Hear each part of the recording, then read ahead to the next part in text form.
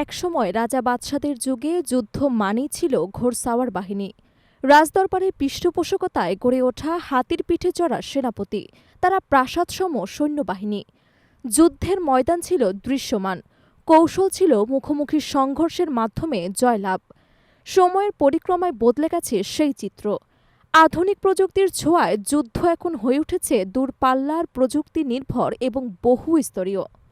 আজকের পৃথিবীতে যুদ্ধ মানে শুধু মাটিতে সংঘর্ষ নয়, আকাশ, সমুদ্র এবং সাইবার দুনিয়াতেও চলে লড়াই। এই বদলে যাওয়া যুদ্ধ বাস্তবতায় সেই রাষ্ট্র যত আধুনিক সমরাস্ত্রের অধিকারী, আন্তর্জাতিক রাজনীতিতে তার অবস্থান ততই দৃঢ়। আর এই আধিপত্য প্রকাশের অন্যতম গুরুত্বপূর্ণ উপকরণ হল নৌসামরিক ক্ষমতা। এই প্রেক্ষাপটে যুক্তরাষ্ট্র, রাশিয়া এবং চীনের মতো পরাশক্তিদের কাতারে নিজের অবস্থান সুদৃঢ় করতে দৃশ্যপটে হাজির হয়েছে তুরস্ক।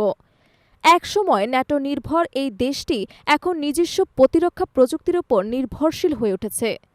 সেই লক্ষ্য পূরণের পথে তুরস্কের সবচেয়ে সামরিক এবং আলোচিত সংযোজন হল টিসিজি কান, একটি অত্যাধুনিক করভেট ক্লাস যুদ্ধজাহাজ, যা ইতোমধ্যে আন্তর্জাতিক মহলে ব্যাপক আলোচনার জন্ম দিয়েছে।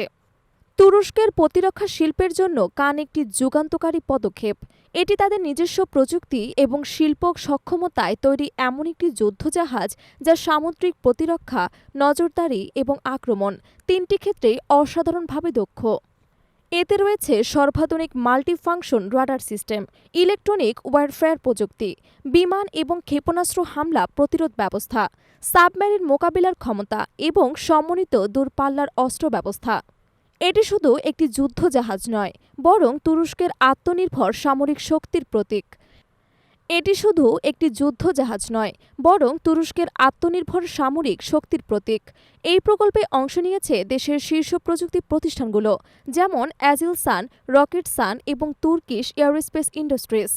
কান এমনভাবে তৈরি হয়েছে যাতে এটি গভীর সমুদ্রে দীর্ঘ সময় ধরে টহল দিতে পারে।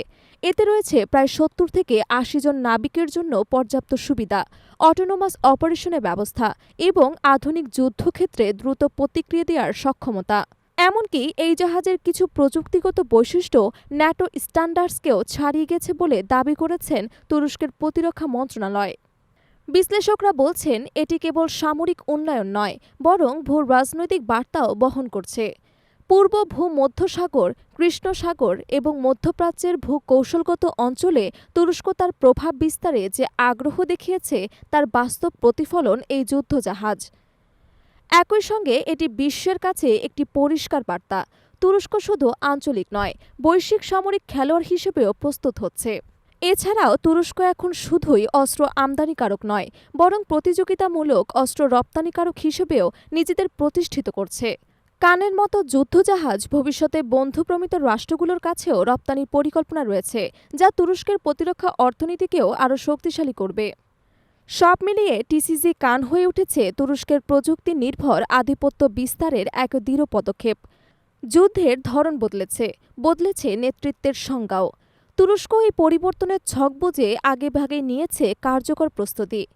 আধুনিক প্রযুক্তি, শক্তিশালী নৌক্ষমতা এবং কৌশলগত অবস্থান, এই তিনের সমন্বয়ে দেশটি এখন সত্যিকার অর্থে একটি আত্মনির্ভর সামরিক পরাশক্তিতে রূপ নিতে চলেছে। কান কেবল যুদ্ধজাহাজ নয়, এটি ভবিষ্যতের প্রতিরক্ষা যুদ্ধনীতির এক স্পষ্ট ঘোষণা।